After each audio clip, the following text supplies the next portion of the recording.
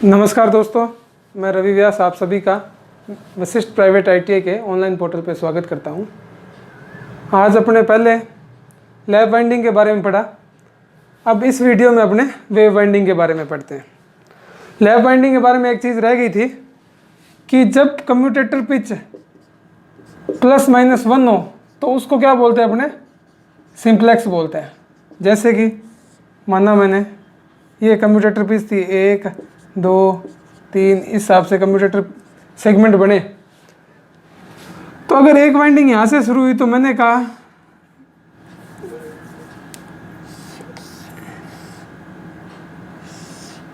कि ये किस पे जाएगी, 2 पे, अगर +1 का अंतर है तो। मैंने कहा था कम्यूटेटर पिच में +1 का अंतर होता है। अगली क्या होगी, अगली यहाँ से कहीं जाएगी तो इस टाइप से, फिर ये 2 से स्टार्ट हुई तो ये कहाँ मिलेगी, ये 3 पे मिलेगी। ये तो थी सिंप्लेक्स। कौन सी? अब डुप्लेक्स किसे माने? डुप्लेक्स वो जिसका कम्यूटेटर पिच कितना हो, ±2। तो +-2 का मतलब ये हुआ कि ये फिर अपन ने करा 1, 2, 3, 4, 5 इस हिसाब से अगर चल रही है। अगर पहला यहाँ आया तो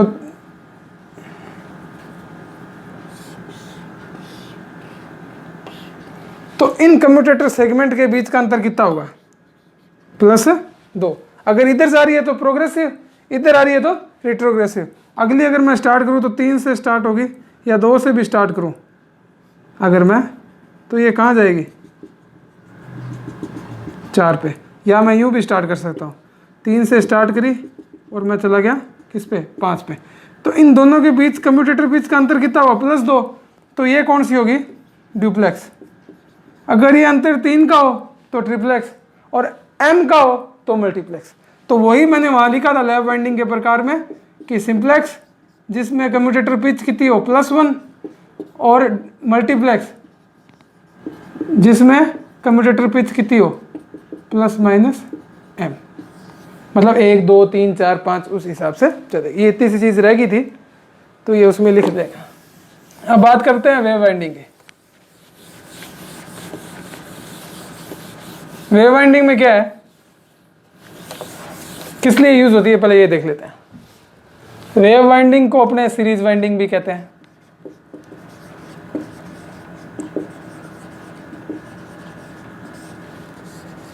समांतर पथ 2 ही होते हैं।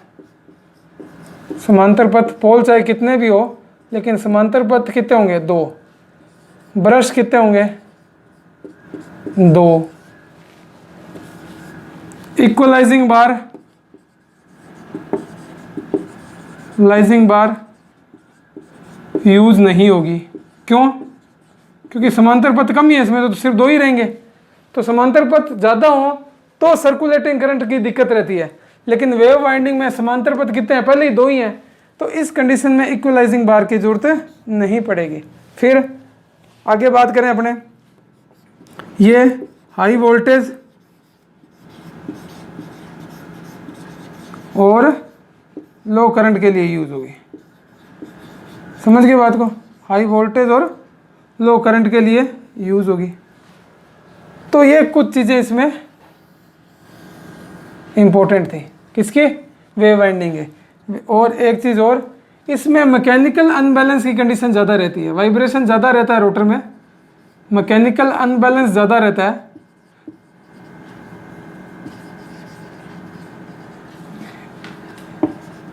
उसके लिए क्या यूज़ करते हैं हमने, डमी कोयल।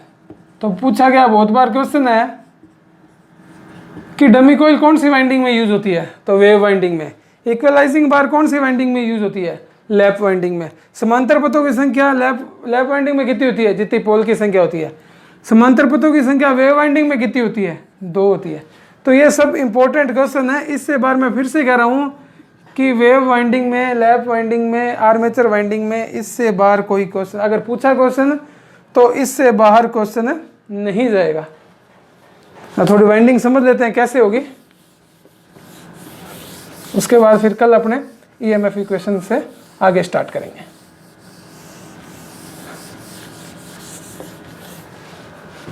कोई भी वाइंडिंग हो उसके इस बैक वाले हिस्से को क्या बोलते हैं अपने, बैक पिच। क्या बोलते हैं, बैक पिच। और फ्रंट के हिस्से को क्या बोल देते हैं अपने, फ्रंट पिच। ठीक है, पीछे वाले हिस्से को बैक पिच और फ्रंट वाले हिस्से को फ्रंट पिच। ये क्यों बता रहा हूं वो भी बताता हूं आपको मैं।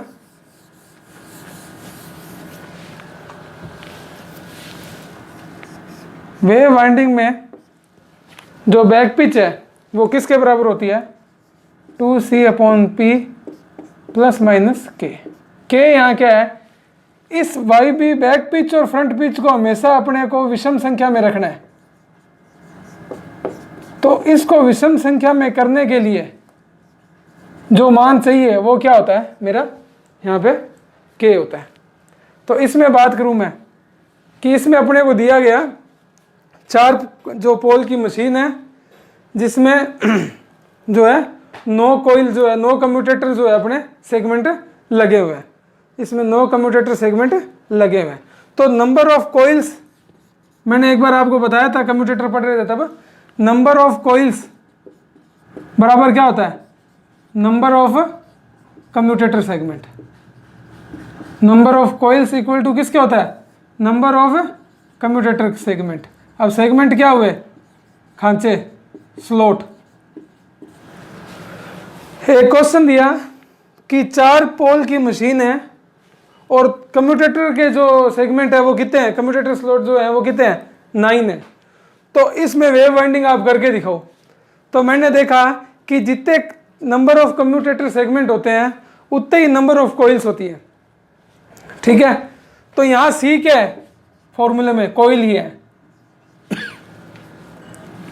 तो बैक पिच वाई बी बराबर क्या हुआ, 2 इंटू सी कितना हुआ 9 बटे पोल कितने हैं इसमें 4 प्लस माइनस के। तो 9 दूनी 18, 18 में 4 का भाग दिया कितना आया 4.5। अब ये अगर 4 लिखूं तो विषम संख्या होगी, मेरे को चाहिए कौन सी, विषम संख्या। तो यहाँ के का मान क्या रख दूंगा मैं 0.5। तो ये क्या आ गया मेरा, बैक पिच कितनी आ गई 5 आ गई। बैक पिच कितनी आ गई 5 आ गई। दोबारा देख लो, बैक पिच का फॉर्मूला क्या है, 2C/P प्लस माइनस के वो मान है जो इस बैक पिच को विषम संख्या में रखता है।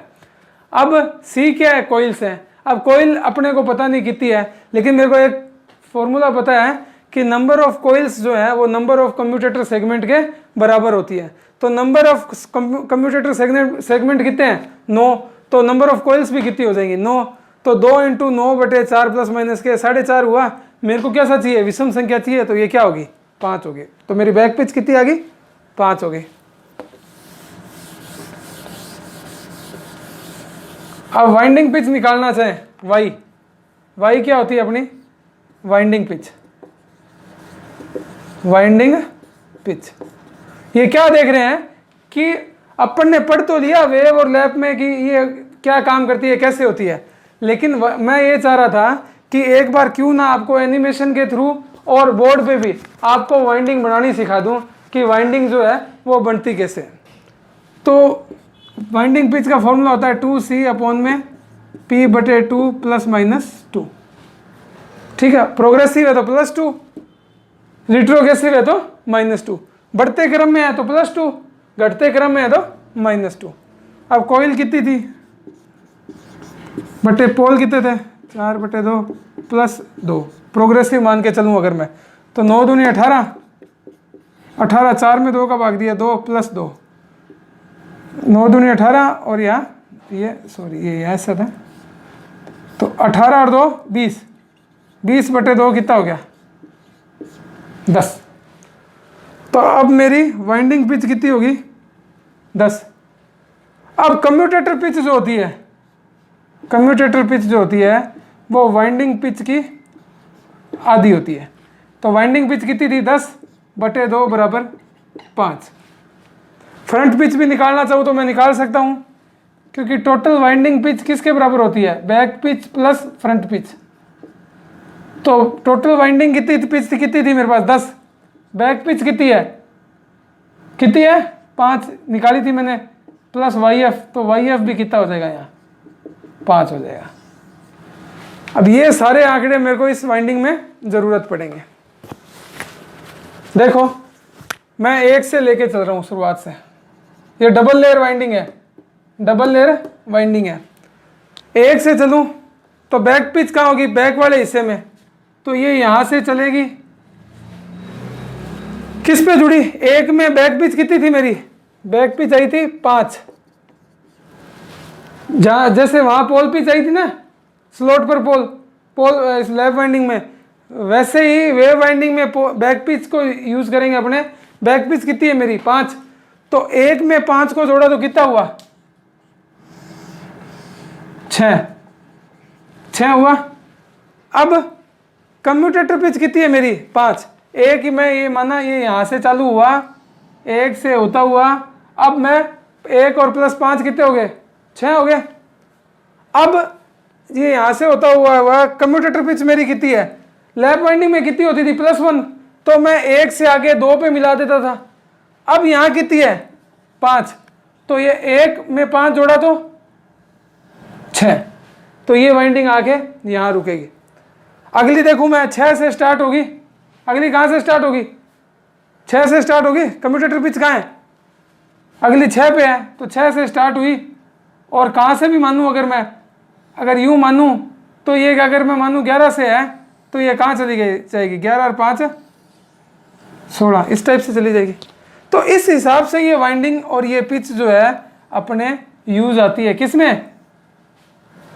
किसमें यूज आती है। और मैं अगर निकालना चाहूँ 6 से भी निकाल सकता हूँ, ये यहाँ से भी क्या है जो है यूँ निकालूँ और यूँ करके मैं आगे 5 कम्यूटेटर पिच आगे जोड़ दूँ।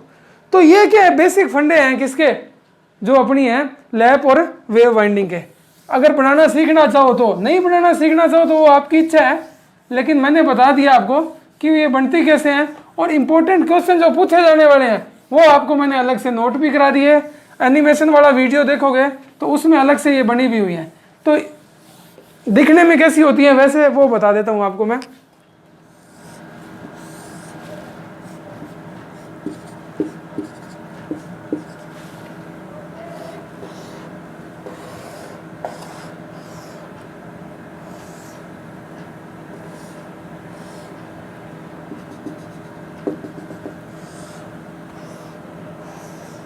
कम्यूटेटर पिच में मान रहा हूँ यहाँ पे +1,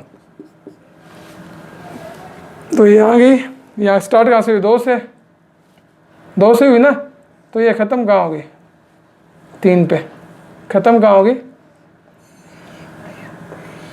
3 पे। क्यों, क्योंकि कम्यूटेटर पिच क्या है मेरी +1 है। तो ये इस हिसाब से जो है, अब ये 3 से स्टार्ट हुई है तो कहाँ रुकेगी इस 4, तो ये इस हिसाब से ये है मेरी लैप वाइंडिंग।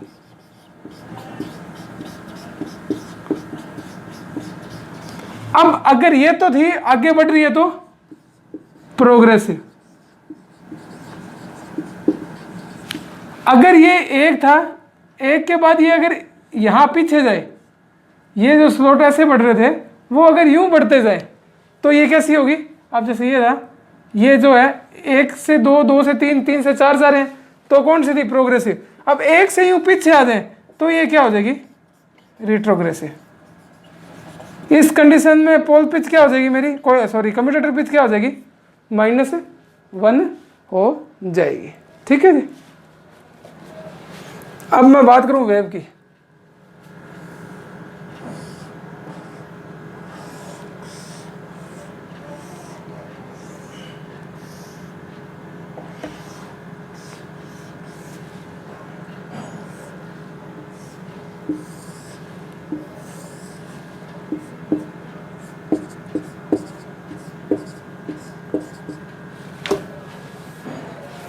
ये है मेरी वेव वाइंडिंग। अब अगर ये वाला हिस्सा वापिस आके जो है आगे 2 से चालू हो तब तो प्रोग्रेसिव, और अगर ये इधर चालू हो तो ये रिट्रोग्रेसिव। तो ये लैप और वेव वाइंडिंग के सिंबल डायग्राम है जो अपने को बुक्स में मिल जाते हैं। तो मैंने दोनों तरह देख लिए कि ये यूज़ क्या हो रही है वो भी देख ली, कैसे काम करती है वो भी देख ली, और मैंने ये भी देख लिया कि ये सब जो है वो किताब में कैसी दिखती हैं, वाइंडिंग करी कैसी होती है, कैसे pole pitch, back pitch, front pitch, commutator pitch सब सेलेक्ट होती है, कैसे उन स्लॉट्स में तारों को डाला जाता है। लैप वाइंडिंग थी वो हाई करंट के लिए है, वेव वाइंडिंग है वो जो है हाई वोल्टेज के लिए है। लैप वाइंडिंग जो है उसमें समांतर पथों की संख्या, ध्रुवों की संख्या और ब्रश की संख्या बराबर होती है। इधर जो वेव वाइंडिंग है इसमें समांतर पथ की संख्या 2 होती है और ब्रश की संख्या भी 2 ही होती है, हमेशा ही 2 होंगी, पोल चाहे कितने ही हो। लैप वाइंडिंग जो है उसमें समांतर पथ ज़्यादा है, इसलिए इक्वलाइजर रिंग की जरूरत पड़ती है ताकि जो है सर्कुलेटिंग करंट कम से कम फ्लो हो। वेव वाइंडिंग में ऐसी कोई चीज़ नहीं होती है क्योंकि समांतर पथों की संख्या क्या होती है, सिर्फ 2 होती है, लेकिन इसमें मैकेनिकल अनबैलेंस की कंडीशन ज़्यादा रहती है तो डमी कोयल का यूज़ किया जाता है। उसके बाद अपने और इंपॉर्टेंट चीज़ देखें तो लैप वाइंडिंग पैरेलल वाइंडिंग है और वेव वाइंडिंग सीरीज वाइंडिंग है। तो ये इतनी ही चीज़ें थी जो डीसी जनरेटर के कंस्ट्रक्शन में अपने को पढ़नी थी। अपन ने बहुत डिटेल में इसको पढ़ा, और आप भी इन वीडियो को दोबारा देखो तो डीसी जनरेटर के कंस्ट्रक्शन से अगर क्वेश्चन आपको गवर्नमेंट एग्जाम में भी आ जाता है तो वो आप आसानी से कर देंगे। अगर वीडियो अच्छा लगा हो तो लाइक करें, कमेंट करें, सब्सक्राइब करें और आगे शेयर भी करें। धन्यवाद।